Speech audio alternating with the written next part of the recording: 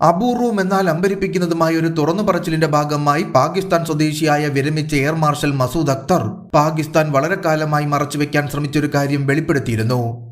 അതായത് ഇന്ത്യയുടെ സമീപകാല വ്യോമാക്രമണമായ ഓപ്പറേഷൻ സിന്ദൂരിൽ അവരുടെ വിലയേറിയ airborne warning and control system വിമാനങ്ങളിലൊന്നിന് വലിയ തോതിൽ കേടുപാടുകൾ സംഭവിച്ചു എന്ന് പാകിസ്ഥാൻ മുൻ എയർ മാർഷൽ വെളിപ്പെടുത്തുന്നു. 2022 ബ്രഹ്മോസ് മിസൈൽ പാകിസ്ഥാനിലേക്ക് വിക്ഷേപിച്ചതിന് പാകിസ്ഥാനികൾ ഇന്ത്യയെ കുറ്റപ്പെടുത്തിയതിന് 3 വർഷങ്ങൾക്ക് ശേഷമാണ് ഈ ഓപ്പറേഷൻ സംഭവിക്കുന്നത്. ദേശീയ ടെലിവിഷനിൽ സംസാരിച്ചൊരു ക്ലിപ്പിൽ ഇന്ത്യൻ സൈന്യം കൃത്യതയുള്ള ഓപ്പറേഷൻ വഴി തുടർച്ചയായി 4 ബ്രഹ്മോസ് മിസൈലുകൾ വിക്ഷേപിച്ചതെങ്ങനെയെന്ന് മസൂദ് അക്തർ കൃത്യമായി വിവരിച്ചിരുന്നു. മിസൈൽ ആക്രമണത്തെ തുടർന്ന് വിമാനത്തെ സംരക്ഷിക്കാൻ ഞങ്ങളുടെ പൈലറ്റുമാർ ഓടി നടന്നുവെങ്കിലും മിസൈലുകൾ കൃത്യമായി വന്നുകൊണ്ടിരുന്നുവെന്നും 4ാമത്തെ മിസൈൽ ഒരു അവാക്സ് നിലയുറപ്പിച്ചിരുന്ന ബൊളാരി വ്യോമത്താവളത്തിലെ ഹാങ്ങറിൽ കൃത്യമായി പതിക്കുകയും ചെയ്തുവെന്ന് മസൂദ് അക്തർ വ്യക്തമാക്കുന്നു. ഈ വീഡിയോ ക്ലിപ്പ് തീവ്രമായ ചർച്ചകൾക്ക് വഴിയൊരുക്കിയിരുന്നു. പ്രത്യേകിച്ച് സംഭവത്തെ നിസ്സാരവൽക്കരിക്കാനുള്ള പാകിസ്ഥാന്റെ ഔദ്യോഗിക ശ്രമങ്ങൾക്ക് നേർവിപരീതമാണ് അക്തറിന്റെ ഈ വെളിപ്പെടുത്തൽ. അതിനുശേഷം പാകിസ്ഥാന്റെ വ്യോമ പ്രതിരോധത്തെക്കുറിച്ചും ഇന്ത്യയുടെ ബ്രഹ്മോസ് മിസൈലുകളുടെ മാരകമായ കൃത്യതയെക്കുറിച്ചും ഇത് ഗുരുതരമായ ചോദ്യങ്ങൾ ഉയർത്തിയിട്ടുണ്ട്. അതേസമയം മറ്റ് വ്യോമസേനാ യുദ്ധവിമാനങ്ങളിൽ ഘടിപ്പിക്കാവുന്ന ബ്രഹ്മോസ് മിസൈലിന്റെ അടുത്ത തലമുറ പതിപ്പ് ഇന്ത്യ നിലവിൽ ആസൂത്രണം ചെയ്യുന്നു. നെക്സ്റ്റ് ജനറേഷൻ ബ്രഹ്മോസ് അല്ലെങ്കിൽ അതിന്റെ ഭാരം കുറഞ്ഞ പതിപ്പ് MiG-29, മിറാഷ് 2000, ലൈറ്റ് കോമ്പാറ്റ് എയർക്രാഫ്റ്റായ തേജസ് തുടങ്ങിയ ചെറിയ പ്ലാറ്റ്ഫോമിൽ ഘടിപ്പിക്കാം എന്നതാണ് ഏറ്റവും ശ്രദ്ധേയം. ഏപ്രിൽ 22 പഹൽഗാം ഭീകരാക്രമണത്തിന് പ്രതികാരമായി മെയ് 7 രാത്രിയിലാണ് ഓപ്പറേഷൻ സിന്ദൂർ ആരംഭിച്ചത്. ഇന്ത്യൻ സൈന്യം അസാധാരണമായ കൃത്യതയോടും വേഗതയോടും കൂടി പാകിസ്ഥാൻ പ്രദേശത്തേക്ക് ആഴത്തിലുള്ള ആക്രമണം നടത്തുകയും ഇന്ത്യൻ ബ്രഹ്മാസ്ത്രമായി അറിയപ്പെടുന്ന ബ്രഹ്മോ സൂപ്പർസോണിക് ക്രൂയിസ് മിസൈൽ ഈ ഓപ്പറേഷനിൽ ഉപയോഗിക്കുകയും ചെയ്തു. ചക്ലാല, റഫീഖ്, റഹീം യാർ ഖാൻ, പിന്നീട് സർഗോദ, ബുലാരി, ജേക്കബാദ് എന്നിവിടങ്ങളിലെ പ്രധാന സൈനിക കേന്ദ്രങ്ങൾ ലക്ഷ്യമിട്ട് ഇന്ത്യൻ സൈന്യം റഡാർ സ്റ്റേഷനുകൾ, കമാൻഡ് സെന്ററുകൾ, അമ്യുനേഷൻ ഡിപ്പോകൾ എന്നിവ അതീവ കൃത്യതയോടെ ആക്രമിച്ചു. പാകിസ്ഥാന്റെ വ്യോമ പ്രതിരോധ ശൃംഖലയെ വ്യവസ്ഥാപിതമായി തകർക്കുന്നതിനായി 15 ബ്രഹ്മോസ് മിസൈലുകൾ ഈ ഓപ്പറേഷനിൽ പ്രയോഗിച്ചതായി ഇന്ത്യൻ മാധ്യമങ്ങൾ റിപ്പോർട്ട് ചെയ്തു. കിരാന കുന്നിനടുത്തുള്ള പാകിസ്ഥാന്റെ ആണവ ബന്ധമുള്ള മുഷഫ് വ്യോമത്താവളത്തിൽ ഒരു മിസൈൽ പതിച്ചുവെന്ന ഊഹാപോഹങ്ങൾക്കിടയിൽ ഒരാണവ കേന്ദ്രവും ലക്ഷ്യമിട്ടിട്ടില്ല എന്ന് ഇന്ത്യയുടെ വ്യോമ operations director general air marshal AK Bharati വ്യക്തമാക്കിയിരുന്നു. പാകിസ്ഥാനിലെ ഒരാണവ കേന്ദ്രത്തിൽ നിന്നും റേഡിയേഷൻ ചോർച്ചയോ പ്രകാശനമോ ഉണ്ടായിട്ടില്ലെന്ന് അന്താരാഷ്ട്ര ആണവോർജ ഏജൻസി സ്ഥിരീകരിച്ചു. അതേസമയം പാകിസ്ഥാനിലെ നഗരയുദ്ധ വിദഗ്ധനായ കേണൽ ജോൺ സ്പെൻസർ പാകിസ്ഥാനിൽ എവിടെയും എപ്പോൾ വേണമെങ്കിലും ആക്രമിക്കാനുള്ള ഇന്ത്യയുടെ കഴിവ് ഈ ഓപ്പറേഷൻ പ്രകടമാക്കിയെന്നും ബ്രഹ്മോസ് മിസൈലിന്റെ സമാനതകളില്ലാത്ത വേഗത, കൃത്യത, തന്ത്രപരമായ മൂല്യം എന്നിവ ഇത് അടിവരയിടുന്നുവെന്നും വ്യക്തമാക്കിയിരുന്നു. ചൈനീസ്, പാകിസ്ഥാൻ വ്യോമ പ്രതിരോധ സംവിധാനങ്ങൾ ബ്രഹ്മോസിന് മുന്നിൽ നിഷ്പ്രഭമായി എന്നും ആക്രമണ പ്രതിരോധ മേഖലകളിൽ ഇന്ത്യൻ ആധിപത്യം സ്ഥാപിക്കുന്നതിനുള്ള ബ്രഹ്മോസ് മിസൈലിന്റെ പങ്ക് അതിമാരകമാണെന്നും സ്പെൻസർ കൂട്ടിച്ചേർത്തിരുന്നു. ഇന്ത്യയിലെ ഏറ്റവും വേഗതയേറിയതും നൂതനവുമായ ക്രൂയിസ് മിസൈലായി ബ്രഹ്മോസ് മിസൈൽ നിലകൊള്ളുന്നു. ഇന്തോ റഷ്യൻ സഹകരണത്തിലൂടെ സൃഷ്ടിക്കപ്പെട്ട ഒരു എഞ്ചിനീയറിംഗ് വിജയം കൂടിയായി ബ്രഹ്മോസ് മിസൈൽ ആഘോഷിക്കപ്പെടുകയും ചെയ്യുന്നു. 1998 ഫെബ്രുവരിയിൽ ഒപ്പുവെച്ച ഒരു നാഴികക്കല്ലായ കരാറിന്റെ അടിസ്ഥാനത്തിൽ ഇന്ത്യയുടെ പ്രതിരോധ ഗവേഷണ വികസന സംഘടനയും റഷ്യയുടെ NBO മഷ്നോസ്ട്രോണിയും സംയുക്തമായി വികസിപ്പിച്ചെടുത്ത ബ്രഹ്മോസ് മിസൈൽ 2 പ്രതിരോധ ശക്തികളുടെ സമന്വയത്തെ ഉൾക്കൊള്ളുന്നു. ബ്രഹ്മപുത്ര, മോസ്ക നദികളെ സംയോജിപ്പിക്കുന്ന പേര് ഈ കൃത്യതയുള്ള പ്രഹരശക്തി കേന്ദ്രത്തിന് കാരണമായ പങ്കാളിത്തത്തെ പ്രതീകപ്പെടുത്തുന്നു. സമാനതകളില്ലാത്ത വേഗത, കൃത്യത, വൈവിധ്യം എന്നിവയാൽ ബ്രഹ്മോസ് അടുത്ത തലമുറ മിസൈൽ യുദ്ധത്തിന്റെ മുൻനിരയെ നിർവചിക്കുന്നു. 2001 ജൂൺ 12 ആദ്യമായി വിജയകരമായി പരീക്ഷിക്കപ്പെടുകയും 2005 നാവികസേനയിൽ ഉൾപ്പെടുത്തുകയും ചെയ്ത ബ്രഹ്മോസ് മിസൈലുകൾ അതിനുശേഷം വൈവിധ്യമാർന്ന മൾട്ടി പ്ലാറ്റ്ഫോം മിസൈൽ സംവിധാനമായി പരിണമിച്ചു. കരയിൽ നിന്നും, കടലിൽ നിന്നും, വായുവിൽ നിന്നും, അന്തർവാഹിനികളിൽ നിന്നും പോലും ഇത് വിക്ഷേപിക്കാൻ കഴിയുമെന്നതുകൊണ്ട് ലോകത്തിലെ ചുരുക്കം ചില സാർവത്രിക മിസൈൽ സംവിധാനങ്ങളിൽ ഒന്നായി ബ്രഹ്മോസ് മിസൈൽ മാറുന്നു. ഒരു സൂപ്പർസോണിക് പ്രൊപ്പൽഷൻ സിസ്റ്റം ഉപയോഗിച്ച് പ്രവർത്തിക്കുന്ന ബ്രഹ്മോസ് മിസൈൽ ശബ്ദത്തിന്റെ 3 ഇരട്ടി വേഗതയിൽ, അതായത് മാക് 3 വരെ വേഗതയിൽ സഞ്ചരിക്കുന്നു. ഇത് പ്രതികരണ സമയം കുറയ്ക്കുകയും തടസ്സപ്പെടുത്തൽ വളരെ പ്രയാസകരമാക്കുകയും ചെയ്യുന്നു. വേരിയന്റുകളെ ആശ്രയിച്ച് ബ്രഹ്മോസിന്റെ റേഞ്ച് 290 കിലോമീറ്റർ മുതൽ 800 കിലോമീറ്ററിലധികമായി വ്യത്യാസപ്പെട്ടിരിക്കുന്നു എന്നതുകൂടാതെ 200 മുതൽ 300 കിലോഗ്രാം വരെ ഭാരമുള്ള ഉയർന്ന സ്ഫോടനാത്മകമായ ഒരു വാർഹെഡും ബ്രഹ്മോസ് മിസൈൽ വഹിക്കുന്നു. ബ്രഹ്മോസിനെ വ്യത്യസ്തമാക്കുന്നത് അതിന്റെ ഫയർ ആൻഡ് ഫോർഗെറ്റ് കഴിവാണ്. ഒരിക്കൽ വിക്ഷേപിച്ചു കഴിഞ്ഞാൽ കൂടുതൽ ഇൻപുട്ട് ആവശ്യമില്ലാതെ കൃത്യമായ മാർഗനിർദ്ദേശം ഉപയോഗിച്ച് ബ്രഹ്മോസ് മിസൈൽ സ്വയം ലക്ഷ്യത്തിലേക്ക് നീങ്ങുന്നു. ഇതിന്റെ സ്റ്റെൽത്തി റഡാർ സിഗ്നേച്ചർ, പറക്കലുടനീളമുള്ള ഉയർന്ന വേഗത, വഴക്കമുള്ള പാത ഓപ്ഷനുകൾ, കൃത്യമായ കൃത്യത എന്നിവ ഈ മിസൈൽ കഠിനമായും വേഗത്തിലും ആക്രമിക്കുന്നുവെന്ന് ഉറപ്പാക്കുന്നു. വർഷങ്ങളായി ഇന്ത്യൻ സായുധ സേനയിലുടനീളം ഈ മിസൈൽ ഉപയോഗിച്ചു വരുന്നു. ആദ്യം 2005 നാവികസേനയിലും തുടർന്ന് 2007 സൈന്യത്തിലും പിന്നീട് വ്യോമസേനയുടെ സുഖോയ് 30 MK യുദ്ധവിമാനങ്ങൾക്കായും ഇത് പൊരുത്തപ്പെടുത്തി. വർഷങ്ങളായി പരീക്ഷിച്ചു നോക്കിയിരുന്നുവെങ്കിലും ബ്രഹ്മോസ് മിസൈലിന്റെ ആദ്യത്തെ യഥാർത്ഥ യുദ്ധവിന്യാസമായി ഓപ്പറേഷൻ സിന്ദൂർ അടയാളപ്പെടുത്തുകയും ഈ ഓപ്പറേഷനിൽ ബ്രഹ്മോസിന്റെ വേഗത, കൃത്യത, ആഴത്തിലുള്ള പ്രഹരശേഷി എന്നിവ പാകിസ്ഥാന് വിനാശകരമായ ഫലങ്ങൾ നൽകുകയും ചെയ്തിരുന്നു. ഇന്ത്യയുടെ സൂപ്പർസോണിക് മിസൈൽ എന്ന നിലയിൽ ബ്രഹ്മോസ് ഇപ്പോൾ പ്രതിരോധത്തിൽ നിന്നും നിർണായക പ്രവർത്തനത്തിലേക്ക് നീങ്ങിയിരിക്കുന്നു. അതിനാൽ ബ്രഹ്മോസ് നിലവിൽ വെറുമൊരു മിസൈൽ മാത്രമല്ല, ഇന്ത്യയുടെ സാങ്കേതിക വൈദഗ്ധ്യത്തിന്റെയും തന്ത്രപരമായ ഉദ്ദേശത്തിന്റെയും ഒരു പ്രസ്താവന കൂടിയാണ്. മാറിക്കൊണ്ടിരിക്കുന്ന ഭീഷണികൾക്കും ആധുനിക യുദ്ധക്കള ആവശ്യങ്ങൾക്കും അനുസൃതമായി കര, കടൽ, വായു, അന്തർവാഹിനി എന്നിങ്ങനെ എല്ലാ മേഖലകൾക്കും അനുയോജ്യമായ ഒരു വൈവിധ്യമാർന്ന ആയുധശേഖരമായി ബ്രഹ്മോസ് മിസൈൽ കുടുംബം പരിഗണിച്ചു.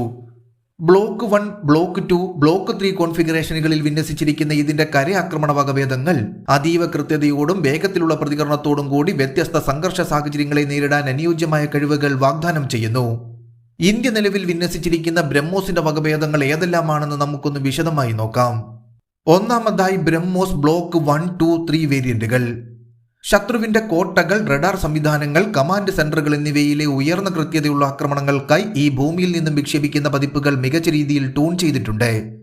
പർവ്വത പ്രദേശങ്ങളിലെ ലക്ഷ്യങ്ങൾ ആക്രമിക്കുന്നതിനായി ബ്രഹ്മോസ് ബ്ലോക്ക് 3 വിപുലമായ പാത നിയന്ത്രണം അവതരിപ്പിക്കുന്നു.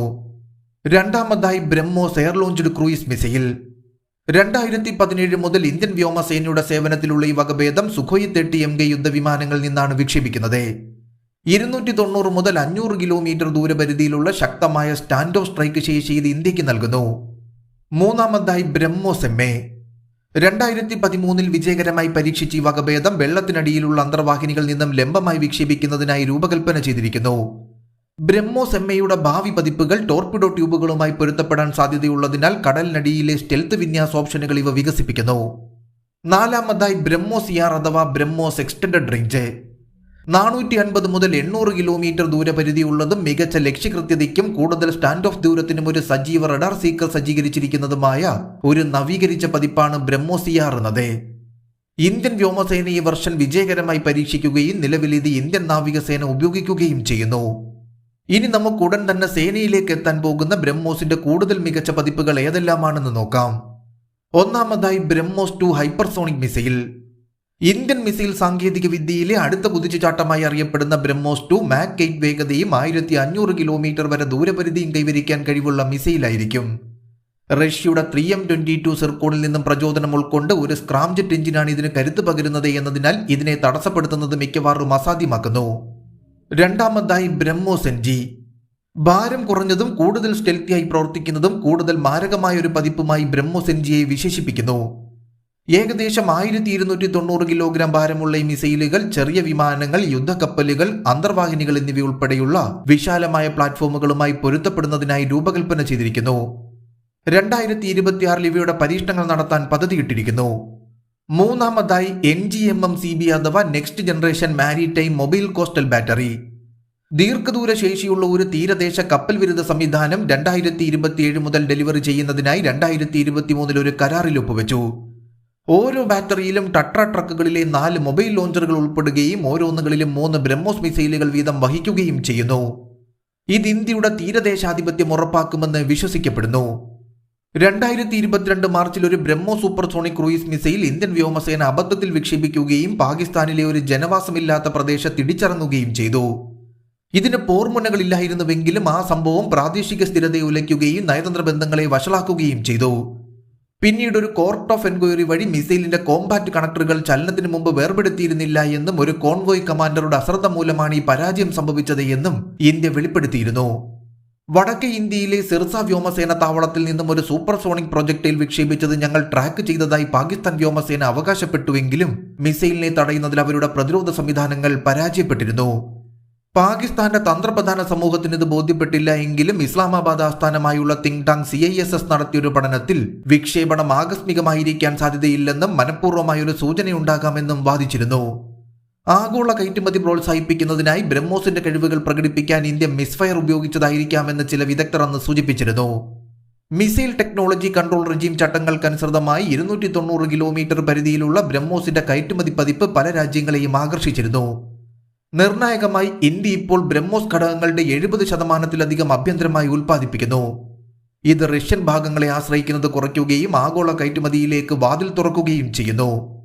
2022 3 തീരദേശ ആന്റിഷിപ്പ് ബാറ്ററികൾക്കായി $375 മില്യൺ കരാറിൽ ഫിലിപ്പൈൻസ് ഒപ്പുവെക്കുകയും അവയിൽ 2 എണ്ണം ഇതിനോടകം തന്നെ ഇന്ത്യ വിതരണം ചെയ്യുകയും ചെയ്തിരുന്നു. ഇതുകൂടാതെ ഫിലിപ്പൈൻസ് ഇപ്പോൾ $300 മില്യൺ മറ്റൊരു തുടർ ഓർഡറുകൾ കൂടി പരിഗണിക്കുന്നുവെന്നാണ് പുറത്തുവരുന്ന റിപ്പോർട്ടുകൾ. ഇതിനു പുറമെ വിയറ്റ്നാമും 5 മിസൈൽ ബാറ്ററികൾക്കായുള്ള $625 മില്യൺ കരാർ അന്തിമമാക്കുകയാണ്. അതോടൊപ്പം ഇന്തോനേഷ്യ, മലേഷ്യ, തായ്ലാന്റ് എന്നിവയും ബ്രഹ്മോസ് മിസൈലിൽ താൽപര്യം പ്രകടിപ്പിച്ചിട്ടുണ്ട്. ദക്ഷിണ ചൈന കടലിലെ ചൈനയുടെ ആക്രമണപരമായ നിലപാട് മൂലം സംഘർഷങ്ങൾ രൂക്ഷമാകുമ്പോൾ ഇന്ത്യയുടെ ആക്ടിവിസ്റ്റ് നയവുമായി സാധ്യതയുള്ള ഇടപാടുകൾ യോജിക്കുകയും ഇത് തന്ത്രപരമായ ഒരു സ്വാധീനം വാഗ്ദാനം ചെയ്യുകയും ചെയ്യുന്നു.